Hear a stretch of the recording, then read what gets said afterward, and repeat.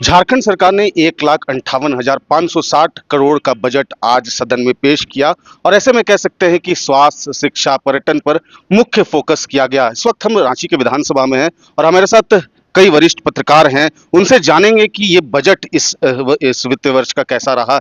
प्रदीप जी, जिस तरीके से आज बजट जो है वित्त मंत्री ने पेश किया, खासकर बात करें तो स्वास्थ्य और शिक्षा और पर्यटन पर ज्यादा फोकस किया गया, तो कैसा बजट जो है इससे आप देखते हैं? देखिए, लास्ट ईयर के मुकाबले जो है वो 10% लगभग ज़्यादा बजट का आकार है। और बजट एक तरीके से जो एक सोशल इंफ्रास्ट्रक्चर, दो तरीके के इंफ्रास्ट्रक्चर है। एक तो आप इंफ्रास्ट्रक्चर बनाते हो, बिल्डिंग्स बनाते हैं, रोड्स बनाते हैं, ये है। लेकिन सोशल इंफ्रास्ट्रक्चर कहा जाना चाहिए, उस पे सरकार फोकस कर रही है। इसकी मुझे लगता है दो वजहें भी है। एक तो सेंटर स्टेट रिलेशनशिप को लेकर के जो एक पॉलिटिकल एलिगेशन लगता है कि सेंटर से मदद नहीं मिल रही है। तो कई सारे जो प्रोजेक्ट्स हैं जिसमें केंद्रांश आना चाहिए, वो कतिपय कई कारणों से या तो बेहतर समन्वय नहीं हो पा रहा हो, या फिर जो स्टेट में और सेंटर में अलग अलग पार्टियों की जो सरकार है, उसके उसके कारण जो है वो किस तरीके का हो रहा हो। लेकिन कहीं ना कहीं से सरकार ने सोशल इंफ्रास्ट्रक्चर के तौर पर, जैसे मैया सम्मान योजना के लगभग 14,000 करोड़ रुपए जो है वो खर्च किए गए। तो ये आरंभ में जो है वो इसे मुफ्त रेवरी कहा जा रहा था, फ्रीबीज का नाम दिया जा रहा था। लेकिन गवर्नमेंट का ये आकलन है, और हम लोगों ने भी जब जमीनी स्तर पे आकलन किया है, तो देखिए छोटे छोटे मतलब झारखंड इस तरीके का स्टेट है जहाँ 50% से नीचे लोग जो है ना, बुनियादी सुविधाओं से वंचित हैं। उनको जो है वो जो फंडामेंटल जो राइट्स हैं वो नहीं मिल पाते हैं। तो ये स्ट्रेंथन करना जो है वो काफ़ी आवश्यक है। मुझे लगता है कि सोशल सेक्टर में जो स्ट्रेंथन करने का प्रयास किया जा रहा है, उससे जो हमारा सामाजिक आधारभूत संरचना है वह मजबूत होगा। उनको पढ़ने के लिए चाहिए, उनको मेडिकल का खर्चा चाहिए, तो उनका लाइफ जब अपग्रेड होगा तो ये लॉन्ग टर्म इन्वेस्टमेंट, मुझे लगता है कि इस तरीके की योजनाओं को एक दीर्घकालिक निवेश के रूप में देखा जाना चाहिए। और पर्यटन की बात तो बहुत अरसे से ये बात कही जा रही थी कि झारखंड को जब भी हम देखते हैं तो वो आप मिनरल रिच स्टेट की तरह से देखते हैं, और उसको निकालने की, उसको एक्सप्लोरेशन की बात करते हैं। तो लेकिन अभी पर्यटन पे जो स्टेट का फोकस है, मेरा मानना है कि अगर पर्यटन की संरचनाएं जो है वो आधारभूत संरचनाएं हमारे पास खरी है पर्यटन की, उसको अगर स्ट्रैटेजिक तरीके से हम सिर्फ उसका प्रबंधन कर दें, तो कहीं ना कहीं से जो स्टेट है वह उन राज्यों की पंक्तियों में आ सकता है, खड़ा हो सकता है, जिन राज्यों का एक आमदनी का सबसे बड़ा जो जरिया है वो पर्यटन है। अगर आप पश्चिम के कुछ राज्यों को देखेंगे, गुजरात को देखेंगे, राजस्थान को देखेंगे, और गोवा को देखेंगे, केरल के जो है वो कई जिलों को देखेंगे, तो वहाँ पर्यटन जो है वो कोर बिजनेस है। इस ओर ध्यान देना चाहिए। झारखंड में मेरा मानना है कि झारखंड में बर्फ के अलावा जो है वो सब कुछ है जो पूरी दुनिया के पर्यटकों को आकर्षित कर सकता है। हमारे पास रिलीजियस सर्किट है, हमारे पास खूबसूरत झरनों की एक पूरी श्रृंखला है, हम इसको दिखा सकते हैं। हम माइनिंग का जो है वो टूरिज्म स्टार्ट कर सकते हैं। तो मुझे लगता है कि स्टेट गवर्नमेंट के इस बजट को बहुत सकारात्मक दृष्टिकोण से देखना चाहिए। हाँ, एक चीज़ मैं ज़रूर कहूँगा कि सेंटर के साथ कोऑर्डिनेशन भी बढ़ाना चाहिए।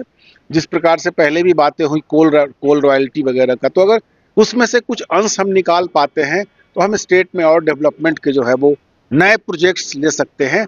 तो इस दिशा में भी स्टेट गवर्नमेंट प्रयास कर रही है, आगे इनको करना चाहिए। बिल्कुल। अखिलेश जी हमारे साथ हैं, सीनियर पत्रकार हैं। अखिलेश जी, जिस तरीके से आज बजट जो है पेश हुआ, क्या किसे कैसे देख रहे हैं? ये बजट जो है पिछले बार के बजट के जैसा और कैसा रहा? जैसा कि प्रदीप जी ने बताया कि इस बजट में पूरी तरह से सामाजिक सेक्टर को, सोशल सेक्टर को बहुत प्रमुखता दी गई है। उसके अलावा हम देखेंगे हेल्थ सेक्टर पे भी एक बहुत बड़ी घोषणा हुई है कि जो 24 जिलों में जो सदर अस्पताल होते हैं वहाँ कैथ लैब खोले जाएंगे। उसके अलावा जितने भी मेडिकल कॉलेज हैं और अस्पताल हैं वहाँ कैथ लैब की सुविधा होगी। और तकरीबन 200 करोड़ रुपए खर्च करने की बात सरकार ने कही है, सदन ने भी कही, और बाद में वित्त मंत्री ने अपने प्रेस वार्ता में भी ये बात कही। तो ये बहुत, आज आप देखेंगे कि कैंसर बहुत बड़ी एक तरह से महामारी का रूप ले चुकी है, और ऐसी परिस्थिति में ये एक बड़ा फैसला है, बड़ा घोषणा है।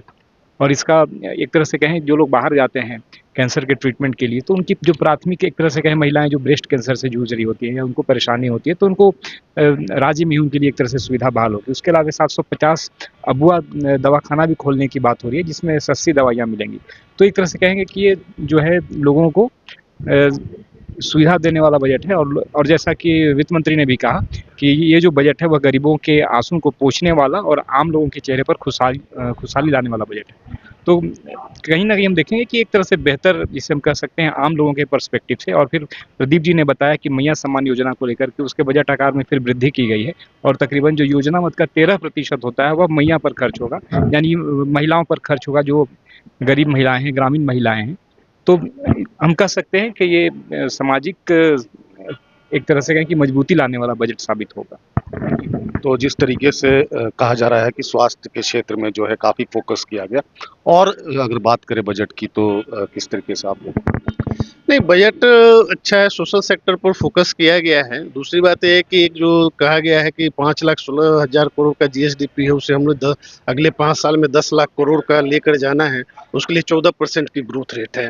तो झारखंड को एक ज़रूरत होगी, अभी 7.2% का हम लोग का ग्रोथ रेट है, उसे 14% कैसे लगभग आपको डबल करना होगा। तो 10 लाख की इकोनॉमी अगर जो आपको बनानी है अगले 5 साल में, तो उसको बनाने के लिए आपको और भी सेक्टर्स हैं। जैसे एक हम देखे होंगे कि इन्वेस्टमेंट की भी चर्चा हुई है कि मतलब सोशल सेक्टर है, लेकिन अब सरकार को लग रहा है कि नहीं, इन्वेस्टमेंट पर भी हम लोगों को करना चाहिए था। इसमें मुझे लगता है कि जैसे एआई वगैरह के बारे में भी दिया गया है, सरकार को थोड़ा सा और फोकस्ड अगर जो जैसे सॉफ्टवेयर टेक्नोलॉजी पार्क वगैरह है, तो उस तरह के इंस्टीट्यूट हम लोग और अगर जो ला सकते थे तो ज़्यादा बेहतर होता है युवाओं के लिए। एक अच्छी चीज़ है कि अंबेडकर जी के नाम पर एक यूनिवर्सिटी पलामू या चतरा में आ रहा है, तो शिक्षा क्षेत्र में हमें वो एक अच्छी शुरुआत है। लेकिन हायर एजुकेशन के लिए सोशल सेक्टर ज़रूरत है, और मैया सम्मान योजना जैसे हमारे अखिलेश जी और प्रदीप जी ने बताया कि उसका लगभग 14% कुछ 14,000 करोड़ इस बार दिया गया है, पिछले साल से कुछ ज़्यादा है। तो वित्त मंत्री ने कहा कि इसका जो इम्पैक्ट है वो देखने को मिलेगा। लेकिन मैया योजना में एक जैसे पहले बात आई थी कि 20,000 तक का लोन देने की बात, उसकी चर्चा इसमें नहीं है। हो सकता है सरकार आने वाले समय में इस पर बृहद चर्चा करे। लेकिन एक अच्छा बजट है, सोशल सेक्टर पर फोकस्ड है, हायर एजुकेशन में और जॉब अपॉर्चुनिटीज कैसे क्रिएट हो, वो हमें इस पर जो ध्यान देने की ज़रूरत ज़्यादा है। बिल्कुल, तो कह सकते हैं कि ये जो बजट है वो जो है शिक्षा को लेकर के, स्वास्थ्य को लेकर के ज़्यादा फ़ोकस्ड है। अब देखना ये होगा कि ये ज़मीन पर कब आएगी और इसे लोगों तक जो है कब तक पहुँचाया जाएगा, लोगों को इसका फ़ायदा कब तक मिलेगा। सहयोगी प्रशांत मित्रा के साथ अंकुर सिन्हा, मिड टाइम, रांची।